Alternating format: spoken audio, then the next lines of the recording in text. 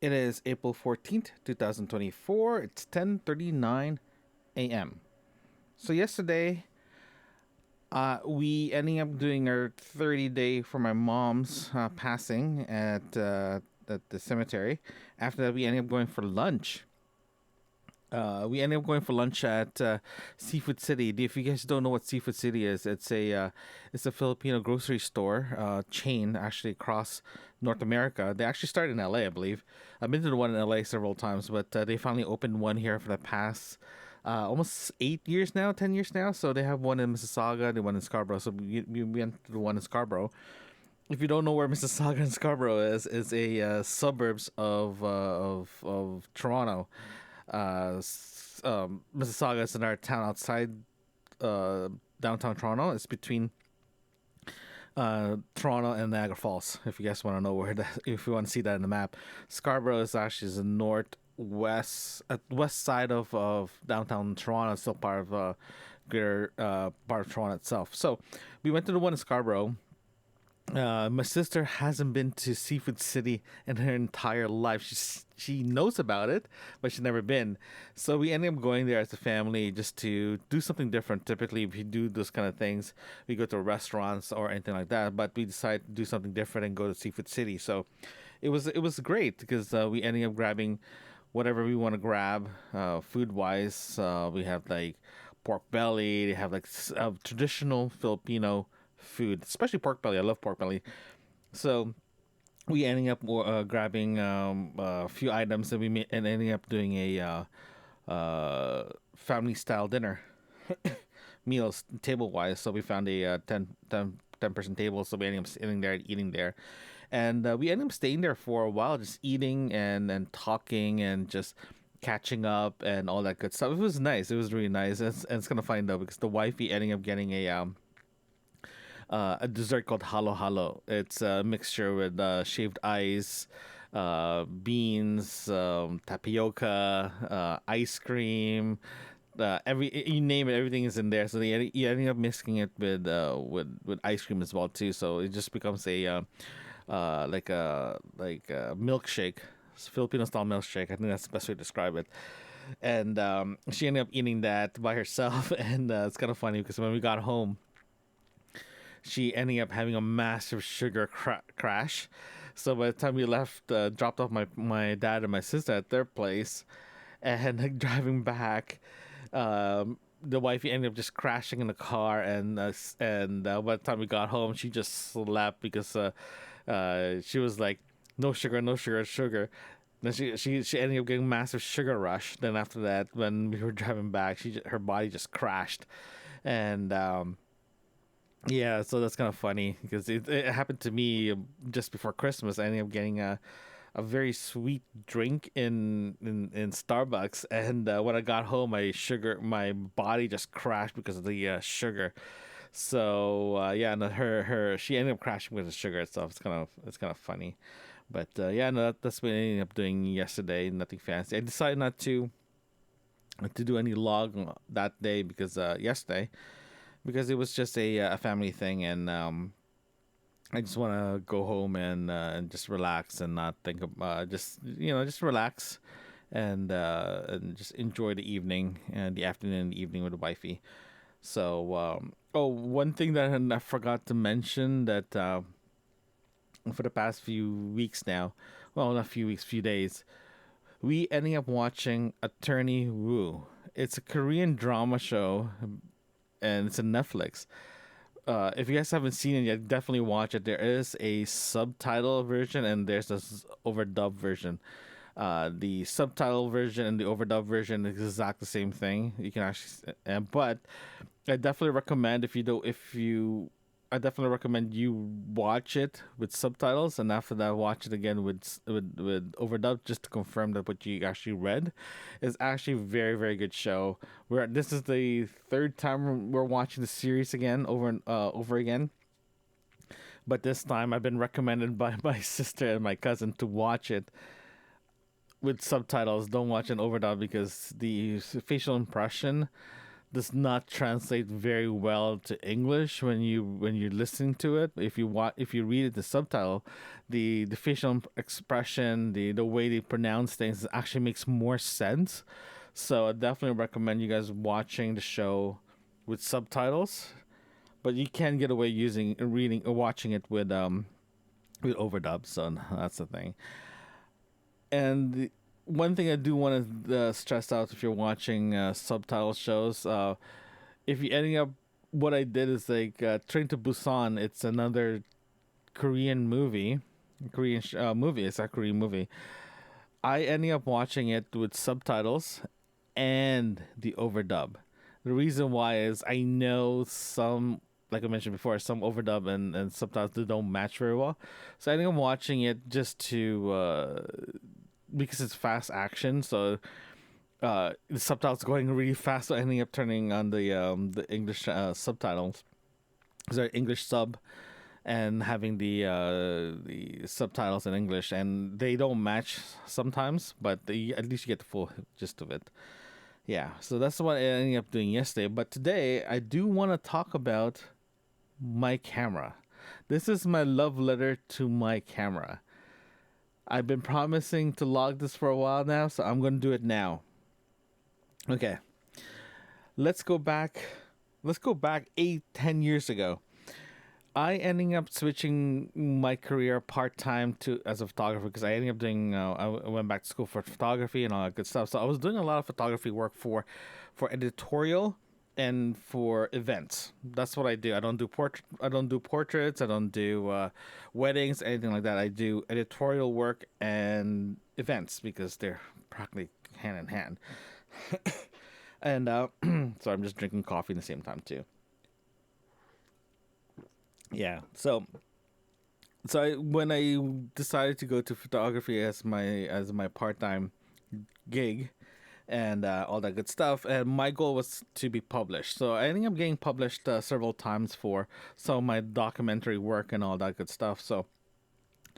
Uh, so I was doing all that. I did a documentary about my trip in India. I did a photo essay when documentary slash photo essay in 2017 18 to India. I was there for 3 weeks. I backpacked it, and it was great because some of my photos was actually featured in in a photo expo in Toronto, and it was great. And I did that twice, so it was a great event. That was my first time doing an expedition not expedition an expo of photographers in GTA. So I ended up putting my photos up, and it was been shown. So it's pretty cool.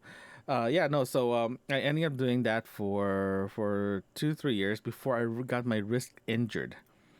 I injured my wrist so badly that I couldn't hold my camera at all. So I took a break, and I took a break around 2009, 2018, end of 2018. I took a break for a while because I couldn't hold my camera because of massive tendonitis. Anything that's heavier than my lens, it hurts because I was shooting a DSLR, so they're pretty heavy, and I took a break and I started transitioning into mirrorless camera at the same time too. So I did that, but the urge of taking photography is sort of going away. The feel of it, the anticipation of doing photography was going away. I was even switching back to film, and it was just hard. It was just hard because I miss doing documentary work. I miss doing editorial work. I miss doing sports. I was just missing doing a lot of things. So I made a conscious effort to take a break and try to figure out a way to get back into it without re-injuring my wrist.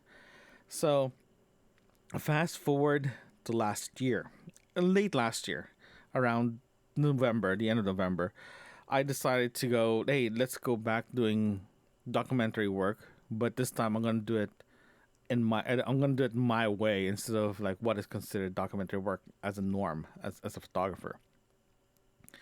So I ended up scouring the internet trying to figure out what I'm gonna get and all that good stuff. So I decided to get a point and shoot camera.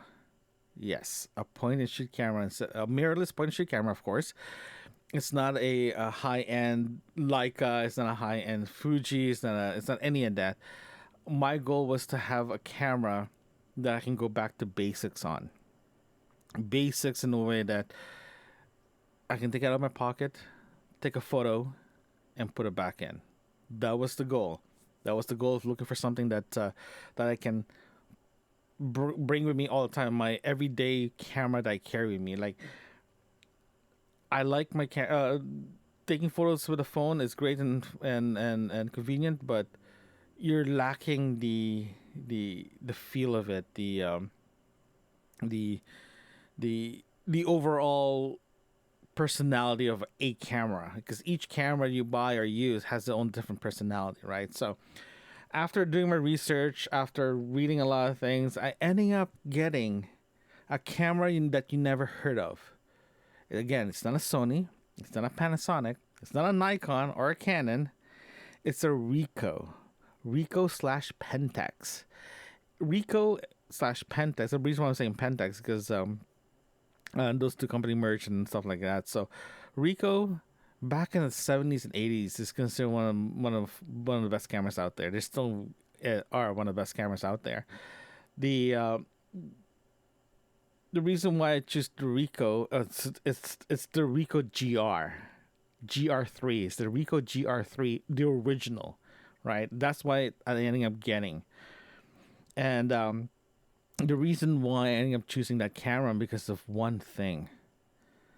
It brings me back to the basics.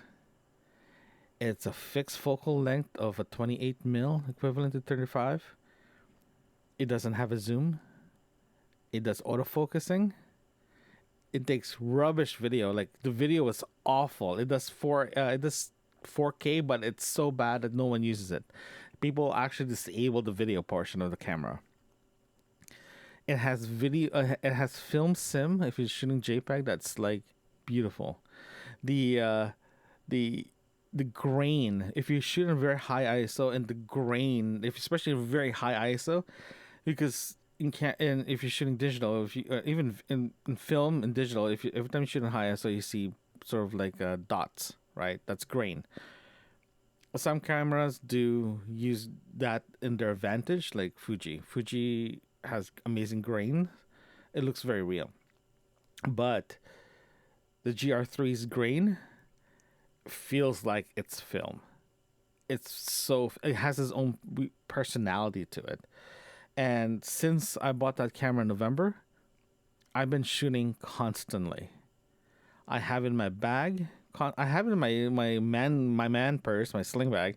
I have it with me with two other batteries, ready to go to take a photo. I took it everywhere with me. I even took it with me when my mom was in the hospital, taking documentary photos of my mom, and what's around me. And I will never publish that because it's very personal. But it's one of those cameras that brings me back to when I was a kid. Of like, here's here's a roll of film, go crazy. I only have 35 shots, but you have to learn how to use the camera. You have to learn how to use it in the manual mode.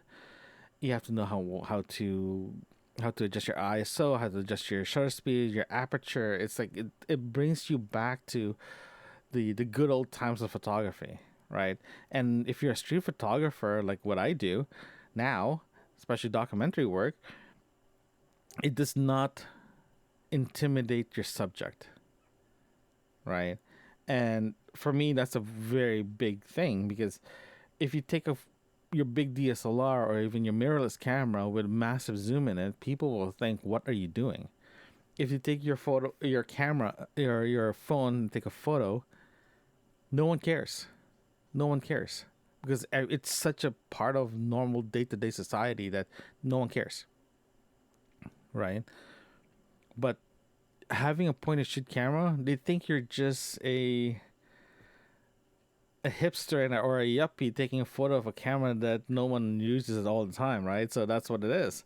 And And yeah, so that's what I ended up using. That's what I'm still using. I actually removed batteries out from my bigger cameras, and that's what I use all the time now. My GR3, my Ricoh GR3. But here's the thing, though: the Ricoh GR3 original, it's so hard to find now that there's a waiting list. When I bought my camera in November, sorry, October, I bought my November, sorry, November. I got my November. The place that I go to for all my camera needs and all that stuff, where I got all my camera, I called them in advance before I went downtown, and I asked them, "Hey, do you have the Ricoh GR3 original?" It's like, "Yes, we do." "How many do you have?" "Oh, we only have two left." Two left. Oh, okay, cool. Can I reserve one for pickup tomorrow, like the next day? And you know what the guy says? Like, we can't keep the camera on hold for 24 hours. You have to come here right away if you're gonna buy it. I was like, okay, fine. How many do you have? He confirmed it's two. Okay, fine. I'll be there first thing tomorrow morning. So I went there the next day. When I got there, I went straight to the back. Like, hey, I'm looking for the GR3 original. Do you guys have one? It's like, let me check. And they're like, while the guy was checking, yeah, there's a guy right now looking, has a demo, looking at it right now, and let me get it for you. So he went downstairs and grabbed one, got up, and it's like, okay, I only have one left. The guy in front of you that's being helped just bought one, and this is the last one we have. We have the special edition ones, the urban edition, the street edition, all that stuff. I don't want any of that because they're slightly different colored. I want a full black one, and the guy said, okay, if you're gonna get this, get it now because there's two more guys there waiting for you to make a decision if I'm gonna get one or get it or not. So I'm like, okay, fine, let's go get it. And I found out that that store, oh sorry, that store, um, has that store literally, if they ran out, they practically ran out in Canada. There's only a handful in Canada actually carries them, like physically carried them on in the store. But if you pre-order them, you can order them. They can ship it to you, but there is a waiting list for it. So I ended up getting one, and since I bought it, again, like I mentioned, it was just my go-to camera now. I don't take out my phone to take photos. I take that one out. It's just one of those things that sometimes you just need to go back to basics. And having my GR3 with me all the time is bringing me back that basic raw feeling of of taking photos without any judgment of anybody around me. It's one of those cameras that when people see it, no one takes you seriously because they think it's just a thing. It's just a toy. And me getting a point and shoot camera, I don't have to worry about lenses. I don't have to worry about flashes. I don't have to worry about any of that. I can travel, I can take the subway, I can take the streetcar, I can take the bus, and I know I have a camera with me that takes way better photos than my iPhone 15 Pro Max, and it has the personality that that if you shoot in the higher end cameras like the Sony's, the Nikon's, or the Canons, you ending up putting it back in like grain, noise. You put people have a tendency to put noises and grains back in your photos because they want to capture that film sim.